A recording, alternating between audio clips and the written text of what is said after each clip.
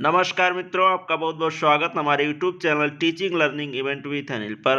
मित्रों, आज आइए इस सुबह की वीडियो में हम कवर करेंगे 69 शिक्षक भर्ती से संबंधित महत्वपूर्ण न्यूज़ को, जो सभी विद्यार्थी जीवन के लिए महत्वपूर्ण है और शिक्षा विभाग से जुड़ी हुई प्रमुख खबरें हैं। आइए देखते हैं। पहली खबर है, अंतर जिला तबादले पर फैसला आज। इलाहाबाद हाई कोर्ट बेसिक शिक्षा परिषद शिक्षकों के अंतर जिला तबादलों पर मंगलवार को फैसला सुनाएगा। कोर्ट ने 15 अक्टूबर को कहा था कि परिषद अध्यापकों के स्थानांतरण के लिए आवेदनों पर विचार करना जारी रखे, लेकिन सूची को अंतिम रूप न दें। वहीं परिषद शिक्षक तबादलों की नई समय सारणी जारी कर चुका है। परिषदीय शिक्षकों के अंतर जिला स्थानांतरण को दिव्या गोस्वामी, जयप्रकाश शुक्ल सहित अन्य कई अध्यापकों ने याचिका दाखिल कर विभिन्न आधारों पर चुनौती दी थी।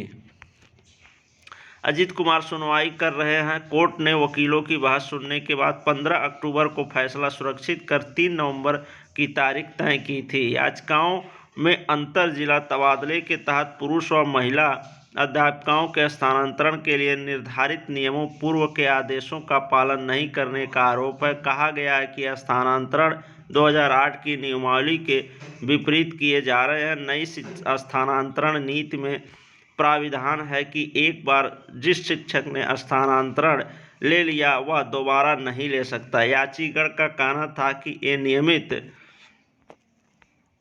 यहाँ पे कट गया, पूरा न्यूज है ना इधर, तो ये देख सकते हैं। अंतर जिला तबादले पर फैसला आ जाएगा। हाईकोर्ट ने 15 अक्टूबर को आदेश किया था। सुरक्षित समय सारणी हो चुकी जारी, और आज इसका जो ऑर्डर है आपको 15 अक्टूबर को जो रिजर्व हुआ था, आज सुनाया जाएगा अंतर जिला तबादले पर कि क्या होगा, कैसे होगा। फाइनल डिसीजन आज आ जाएगा। अगली खबर देखते हैं। शिक्षक भर्ती फर्जीवाड़ा के मास्टरमाइंड व उसके सहयोगियों पर लगा गैंगस्टर शिकंजा। यहाँ पर आप देख सकते हैं। अवैध संपत्तियों को भी पुलिस लाएगी कार्रवाई की जद में। पुलिस ने तैयार किया गिरोह का गैंग चार्ट। परिषदीय स्कूलों में सहायक शिक्षकों की भर्ती में परीक्षा में फर्जीवाड़ा करने वाले गिरोह के मास्टरमाइंड चंद्रमा यादव समेत अन्य के खिलाफ अब गैंगस्टर का मुकदमा कायम होगा। पुलिस का कहना है कि गिरोह का गैंग चार्ट तैयार हो गया है। गैंग में धूमनगंज निवासी स्कूल प्रबंधन चंद्रमा यादव, भदोही का मायापति दुबे, प्रतापगढ़ का दुर्गेश पटेल व प्रयागराज के अरविंद पटेल, सत्यम, शैलेश, शिवदीप और संदीप का नाम शामिल है। इन सभी के खिलाफ गैंगस्टर एक्ट के तहत रिपोर्ट दर्ज की जाएगी। इसके बाद इन अभियुक्तों की अचल चल संपत्ति के बारे में भी पता लगाया जाएगा। उन संपत्ति के अवैध होने का पता चलने पर कार्रवाई होगी। एसपी सोराव केवी अशोक का कहना है कि इन अभियुक्तों पर गैंगस्टर लगाने की प्रक्रिया चल रही है। तो इस शिक्षक भर्ती 69,000 में सब फर्जीवाड़ा भ्रष्टाचार के मामले में इनको पकड़ा गया था और इन पर गैंगस्टर लगा है, और इस समय इन पर कार्रवाई भी चल रही है। उनकी अचल चल संपत्ति और सब चीज़ों पर भी कार्रवाई हो सकती है। अगली खबर देखते हैं।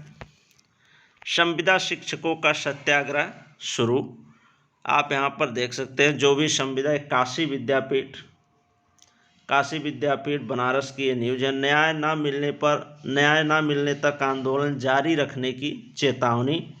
महात्मा गांधी काशी विद्यापीठ के 78 संविदा शिक्षकों ने अब आंदोलन का रुख अख्तियार किया है। सोमवार को प्रशासनिक भवन के सामने सत्याग्रह के माध्यम से शिक्षकों ने अपनी आवाज़ बुलंद की, चेतावनी दी कि न्याय न मिलने तक आंदोलन जारी रखेंगे। महात्मा गांधी की प्रतिमा के समक्ष सत्याग्रह करने वाले शिक्षकों ने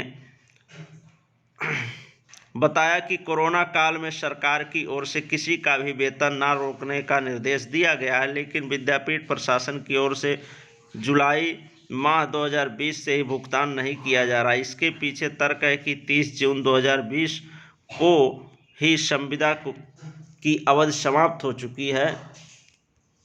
इसके बाद विश्वविद्यालय प्रशासन की ओर से नवीनीकरण नहीं किया गया। शिक्षकों ने विश्वविद्यालय प्रशासन पर वेतन रोक शोषण करने का आरोप लगाते हुए इस दिशा में न्याय की गुहार लगाई है।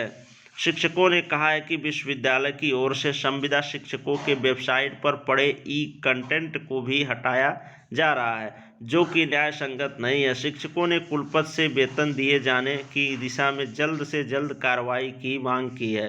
शिक्षकों ने कहा कि मांग पूरी नहीं हुई तो राज्यपाल से मिलकर भी गुहार लगाएंगे। इस दौरान डॉक्टर आनंद प्रताप सिंह, डॉक्टर अविनाश सिंह, सुमित कुमार घोष, डॉक्टर मानिक चंद पांडे, डॉक्टर मनोज कुमार गौतम, दिलीप कुमार सिंह, डॉक्टर मनोहर लाल आदि मौजूद रहे। तो ये जो संविदा शिक्षक हैं काशी विद्यापीठ बनारस के, वे लोग वेतन को लेकर सत्याग्रह कर रहे हैं। उनका कहना है कि हमें वेतन दिया जाए और इस समय इनका वेतन नहीं मिल रहा है, रोक दिया गया है।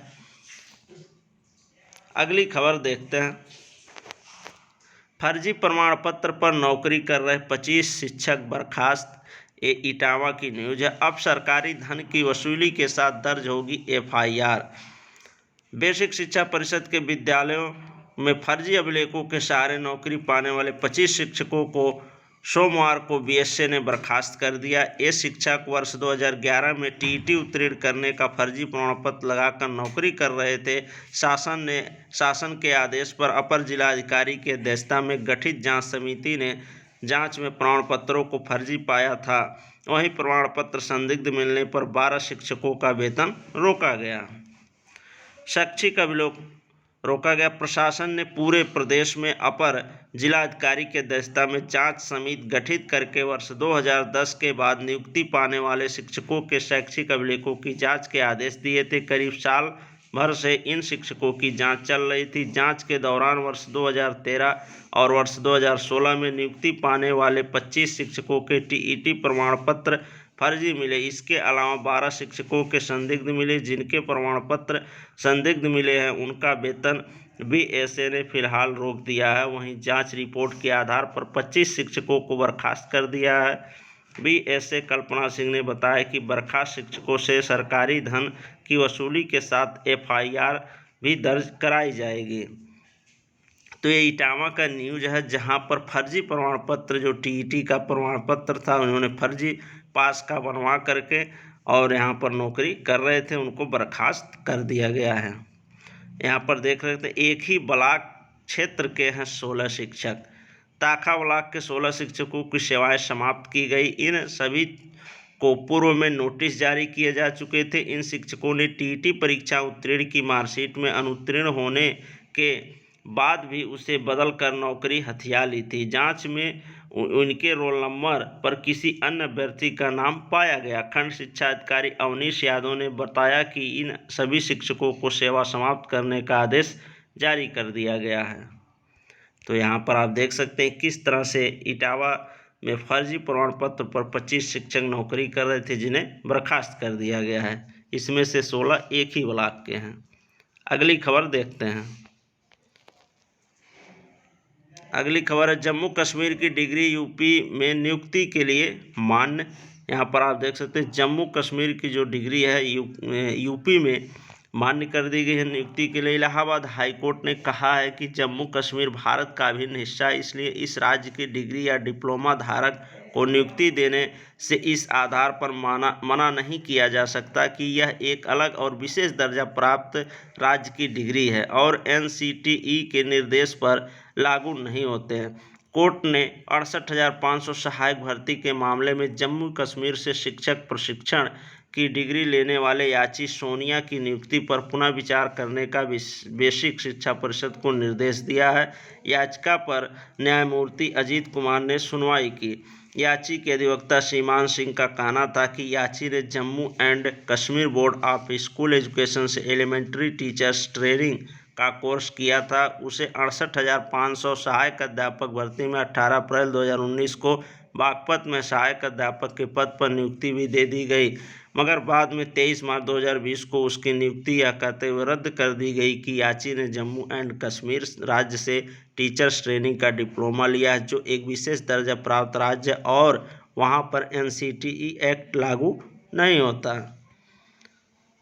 तो यहाँ पर आप देख सकते हैं पूरा मामला है। हाई कोर्ट बेसिक शिक्षा परिषद को याची की नियुक्ति पर विचार करने का निर्देश दिया है और ये जो याची है ये 68,500 में सिलेक्टेड कैंडिडेट थी, लेकिन इनको विद्यालय आवंटन के समय बाहर कर दिया गया था। यह कहते हुए कि विशेष दर्जा प्राप्त राज्य जम्मू कश्मीर से हैं, इसलिए इनको यहाँ पर नियुक्ति नहीं मिल सकती। लेकिन हाईकोर्ट ने पुनः बेसिक शिक्षा विभाग से तलब किया है कि आप इनकी नियुक्ति पर विचार करें, क्योंकि अब जम्मू कश्मीर विशेष दर्जा प्राप्त राज्य नहीं रहा। यहाँ पर देख सकते हैं इलाहाबाद विश्वविद्यालय को जल्द ही अस्थायी कुलपति मिलने के उम्मीद। इलाहाबाद विश्वविद्यालय में जल्द ही अस्थायी कुलपति की नियुक्ति हो सकती है। इलाहाबाद विश्वविद्यालय में भी चर्चाएं तेज हो गई हैं कि किसी अस्थायी शिक्षक को इस पद की जिम्मेदारी दी जाएगी या पूर्व की भांति किसी बाहरी को इलाहाबाद विश्वविद्यालय कुलपति बनाया जाएगा। फिलहाल इंतजार खत्म होने वाला, नए कुलपति की नियुक्ति होते ही तस्वीर साफ हो जाएगी। तो ये इलाहाबाद विश्वविद्यालय में नए कुलपति की यहाँ पर जो अस्थायी नए कुलपति हैं उनके आने की जल्द उम्मीद है। तो ये बताया जा रहा है या तो विद्यालय मतलब विश्वविद्यालय कैंपस से होंगे या तो कोई नए आएंगे। यहाँ आप देख सकते हैं इम्पोर्टेंट खबर है, छात्रवृत्ति आवेदन 15 दिसंबर तक बढ़ गया है इसका डेट। आप लोग जो भी छात्रवृत्ति भरना चाहते हैं भर लें। समाज कल्याण विभाग की छात्रवृत्ति के लिए आवेदन और वेरिफिकेशन की आखिरी तारीख आगे बढ़ा दी गई है। अब विद्यार्थी 15 दिसंबर तक ऑनलाइन आवेदन कर सकते हैं। सभी दस्तावेजों के साथ आवेदन की हार्ड कॉपी आवेदन के 7 दिनों के भीतर संबंधित शिक्षा संस्थान में जमा करनी है। संस्थान के स्तर पर आवेदनों को ऑनलाइन अग्रसारित करने की आखिरी तारीख 29 दिसंबर है, यानी दिसंबर माह तक अभी आप आवेदन कर सकते हैं। 15 दिसंबर तक इसकी आवेदन रजिस्ट्रेशन और वेरिफिकेशन की तिथि बढ़ा दी गई है। अल्पसंख्यक छात्रवृत्ति एक ही आईडी पर कई की केवाईसी। अल्पसंख्यक विभाग की छात्रवृत्ति में बड़े स्तर पर फर्जीवाड़े की बात सामने आई है। एक ही आईडी पर कई लोगों की केवाईसी करा ली गई है। इस तरह की शिकायतें कई जिलों में आने के बाद विभाग मुख्यालय की ओर से पत्र लिखा गया।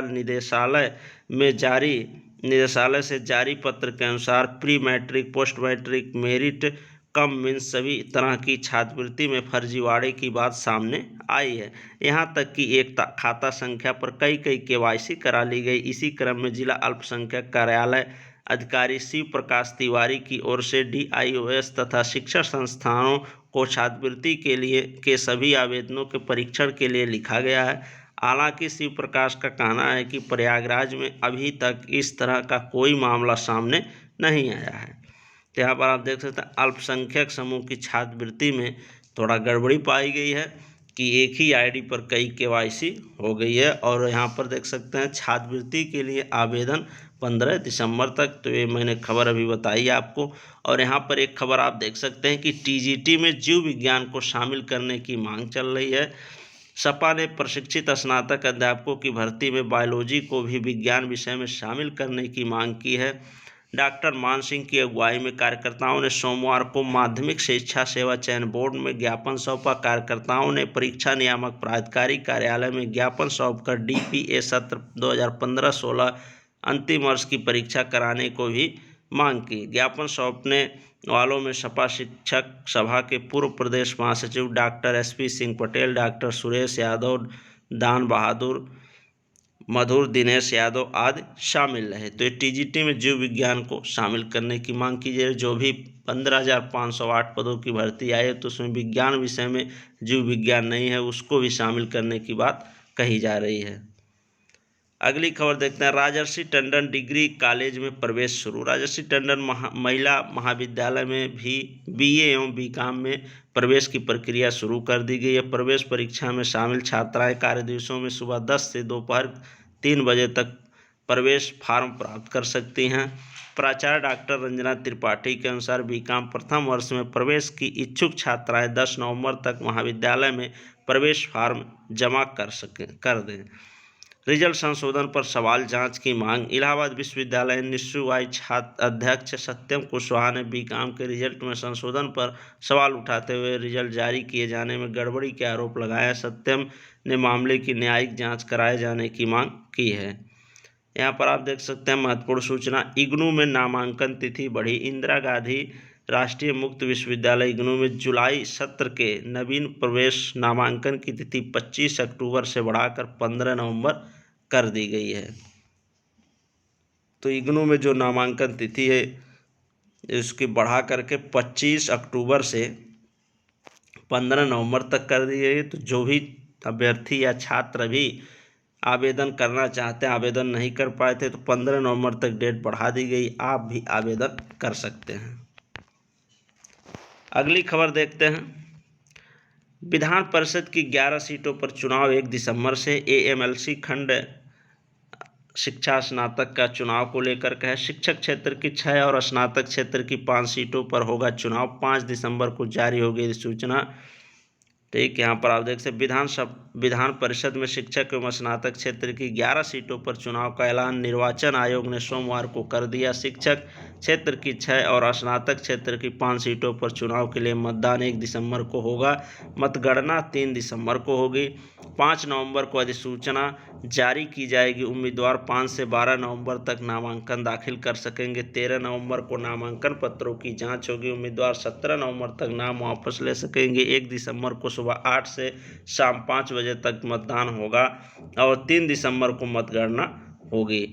तो ये सूचना जारी की गई है चुनाव आयोग के द्वारा। विधान परिषद की 11 सीटों पर चुनाव 1 दिसंबर को होगा। एमएलसी का 6 मई को हो गया था सदस्यों का कार्यकाल पूरा। ये सदस्य दिए गए जिनका कार्यकाल पूरा हो गया था, उन्हीं सीटों पर ये चुनाव होनी है, 11 सीटों पर।